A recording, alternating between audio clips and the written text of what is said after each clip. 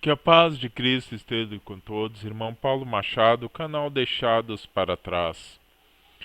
Eu venho aqui trazer uma palavra que Deus abriu e que vai te dar um conforto, no mínimo vai te trazer respostas aos teus questionamentos em relação daquilo que provavelmente você está passando.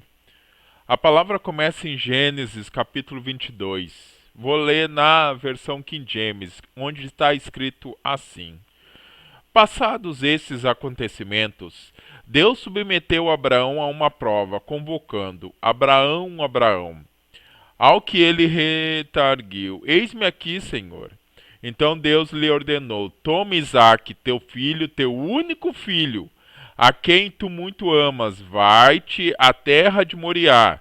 Sacrifica-o ali como holocausto sobre um dos montes que eu te indicarei. Abraão levantou-se bem cedo, selou seu jumento e tomou consigo 2 de seus servos.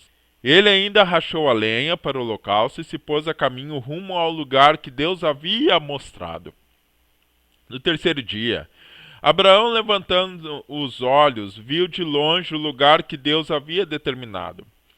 Abraão ordenou a seu servo: Permanecei aqui com o jumento, eu e o menino iremos até lá e adoraremos e voltaremos a vós. Então Abraão tomou a lenha do holocausto e a colocou sobre os ombros de seu filho Isaque, e ele mesmo levou as brasas para preparar o fogo e o cutelo. Enquanto caminhavam os dois juntos, Isaque chamou por seu pai, Abraão. Meu pai, ao que replicou prontamente Abraão: Sim, meu filho.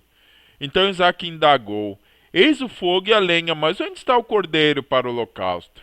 Assegurou-lhe Abraão: Deus proverá para si, meu filho, o cordeiro para o holocausto. E continuaram a caminhar ambos juntos.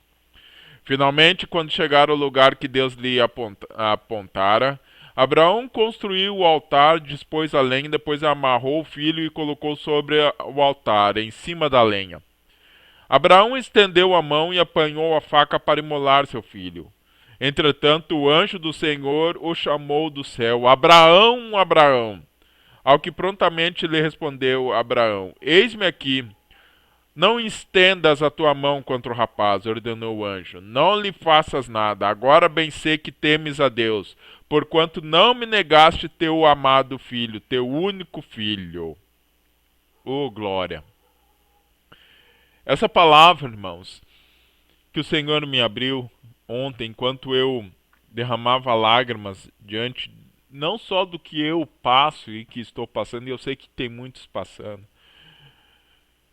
E ela mostra que, em primeiro lugar, 3 pontos importantes. Em primeiro lugar, quando tu tem uma experiência sobrenatural com Deus, que tu sabe que Deus está verdadeiramente falando contigo, quase que 100% das vezes é você e Deus. Muito dificilmente alguém vai compartilhar contigo essa revelação tua, vai entender ou vai participar. Importante, irmãos. Quando nós vemos aqui essa experiência de Abraão, era Abraão que tinha recebido a palavra do Senhor. Embora ele tivesse levado os servos, levado Isaque junto, era ele e Deus. Era algo entre ele e Deus.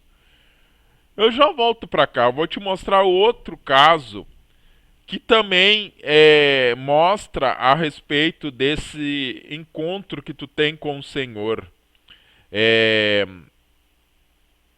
Tá lá no livro de Neemias. O versículo Neemias capítulo 2, versículo 12.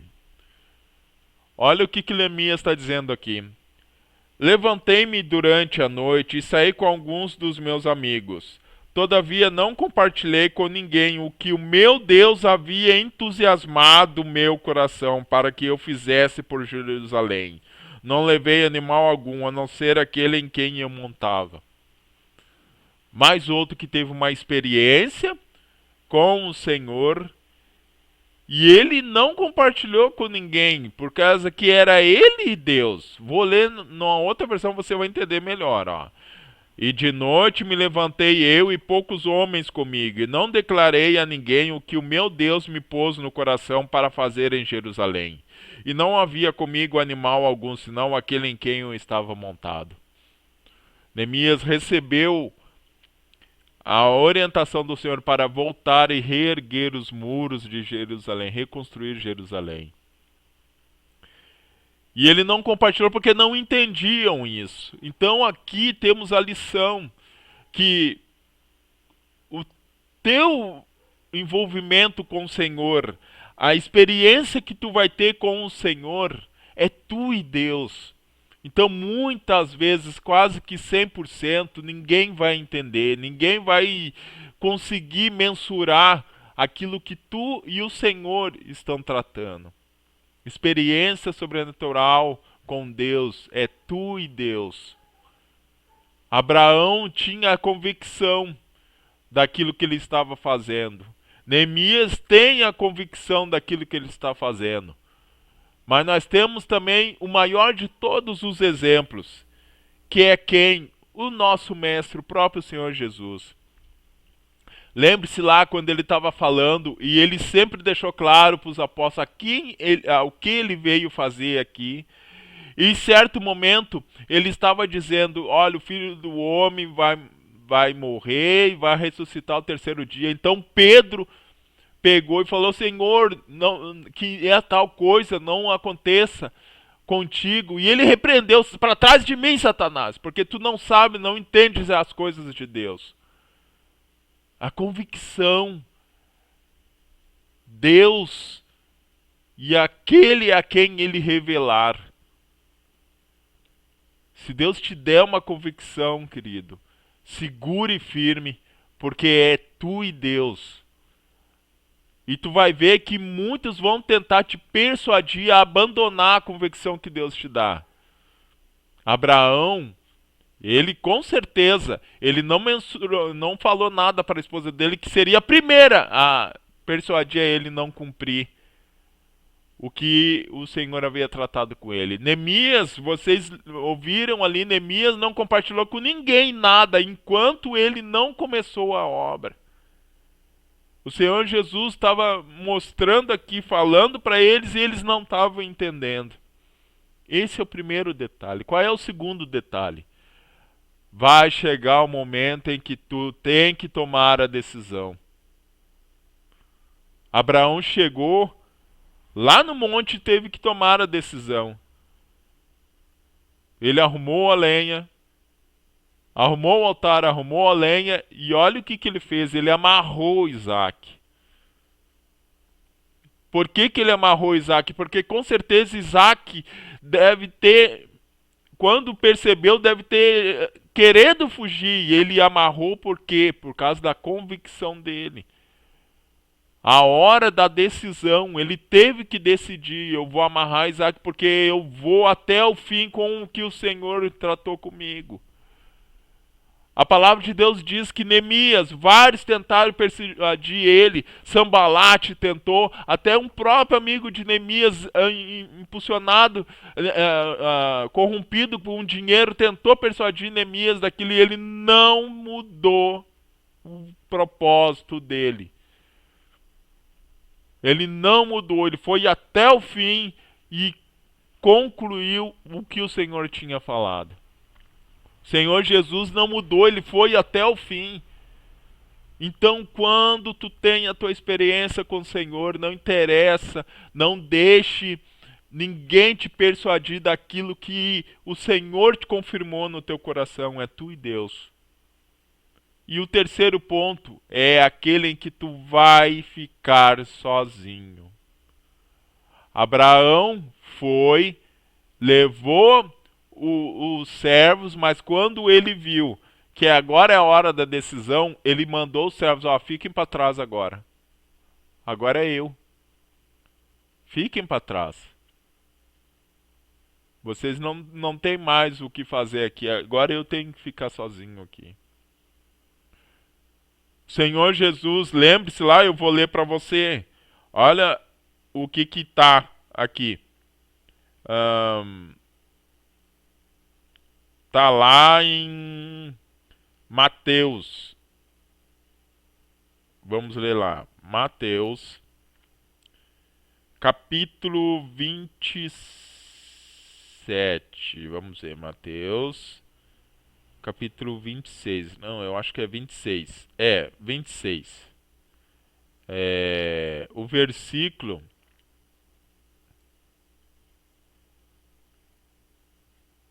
36.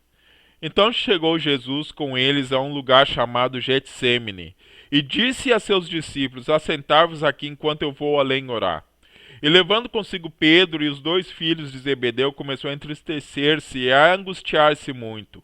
Então lhes disse: A minha alma está cheia de tristeza até a morte. Ficai aqui e velai comigo. E indo um pouco mais adiante, prostrou-se sobre o seu rosto, orando e dizendo: Meu pai, se é possível, passa de mim este cálice, todavia não seja como eu quero, mas como tu queres. E voltando para os seus discípulos, achou-o adormecidos e disse a Pedro: Então nem uma hora pudeste velar comigo? Vigiai e orai para que não entreis em tentação. Na verdade, o espírito está pronto, mas a carne é fraca. E indo pela segunda vez, orou: Pai meu, se este cálice não pode passar de mim, sem que eu beba, faça a tua vontade. Voltando, achou-os outra vez adormecidos, porque seus olhos estavam pesados. E deixando-os de novo, foi orar pela terceira vez, dizendo as mesmas palavras. Então chegou junto aos seus discípulos e disse: Dormi agora e repousai, pois é chegada a hora do Filho do Homem. Se com o nosso mestre aconteceu isso, o momento de ficar sozinho, de ninguém compartilhar, ninguém acreditar, ninguém estar ali para te amparando, por que que não aconteceria com nós? Abraão teve que ficar sozinho. Ele e o objetivo dele. Abraão estava sozinho lá. Isaac não tinha como persuadir ele daquilo que ele ia fazer. Eu vou te mostrar mais outro que pegou e ficou sozinho. Ficou sozinho, não pôde mais contar com aqueles. Olha só, tá lá em 2 Timóteo capítulo 4. Olha o que o apóstolo Paulo está dizendo aqui. Capítulo 4, versículo 16. Olha o que ele está aqui dizendo. Vou ler na King James. Está dizendo assim, ó.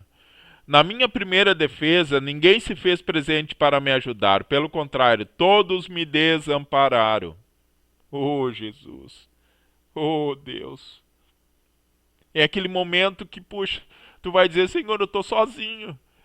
Eu estou sozinho naquilo que tu me mostrou, naquilo que tu me pediu, naquilo que tu está me ordenando. Não tem mais ninguém para me ajudar aqui. Todos me desampararam. O Senhor passou por isso. Nós vemos ele falar na oração aqui: Pai. Ele disse aos apóstolos: A minha alma está cheia de tristeza. Fiquem aqui, orem, me ajudem em oração. Acho que os apóstolos fizeram isso. Não, foram dormir. É aquele momento que tu está sozinho. E geralmente isso acontece quando nós temos que renunciar. Abraão teve que renunciar ao filho. Estava sozinho ele lá em cima daquele monte, diante daquele altar, com aquela arma na mão, para tirar a vida do seu filho amado. E a palavra é bem enfática que Abraão amava o filho dele. Estava sozinho, sozinho. Não tinha mais ninguém para dizer lá: Isso, Abraão, eu concordo contigo. Não. O Senhor Jesus passou por isso. Nós vemos o apóstolo Paulo aqui, que renunciou tudo, tudo, e foi preso. E aí neste momento aqui, quando ele estava lá preso em Roma, que ele foi fazer a defesa dele, ele está dizendo: Na minha primeira defesa, ninguém se fez presente para me ajudar. Pelo contrário, todos desampararam-me. Contudo, que isso não lhe seja imputado em juízo. É o momento que tu está sozinho, que ninguém mais te entende. É tu e Deus. Aí o que tu vai fazer? Tu vai voltar para trás? Ou tu vai seguir em frente É o momento da decisão. Momento entre a fé e a razão. O que que tu vai deixar prevalecer? A fé ou a razão?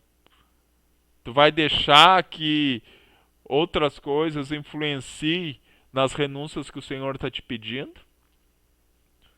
Ou tu vai simplesmente dizer, Senhor, eu vou até o fim. Se o Senhor está me dizendo para abandonar, se o Senhor está me dizendo para renunciar, se o Senhor está me dizendo para fazer isso, se o Senhor está me dizendo para me consertar, o que o Senhor está dizendo é entre eu e o Senhor, ninguém mais entende. E eu vou até o fim.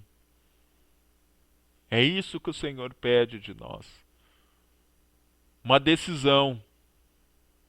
A palavra de Deus diz, olha só, aqui todos podem te abandonar e desamparar, mas a palavra de Deus diz assim, ó, lançando sobre ele toda a vossa ansiedade, porque ele tem cuidado de vós. O Senhor Jesus diz, eis que estou convosco todos os dias, até a consumação dos séculos. Ele diz, nunca vos deixarei, jamais vos desampararei. O salmista Davi diz, fui moço, hoje sou velho, porém eu nunca vi um justo desamparado, nem a sua descendência mendigar o pão. O Senhor não vai te abandonar. É tu e Ele. Tu e Ele. É o momento da decisão. Tomou a decisão, eu vou até o fim, Senhor. Ele vai honrar. O Senhor é justo. Está lá no livro de Hebreus dizendo, o Senhor é justo. Amém? Meditem sobre essas palavras e que Deus abençoe a todos em nome de Jesus.